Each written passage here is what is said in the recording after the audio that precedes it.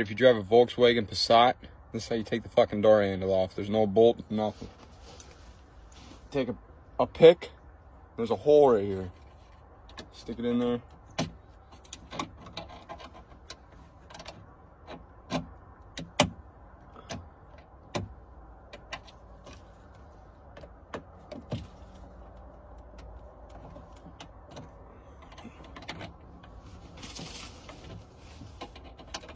There's a little fucking tab in there that you're supposed to fucking pull over.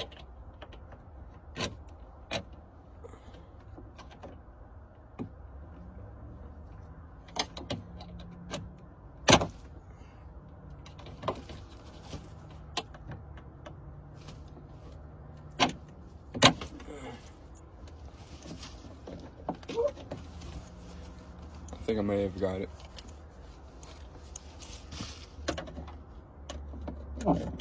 Yeah. I'll fucking show you real quick. Set this shit somewhere. Alright, look. Check this out. See this?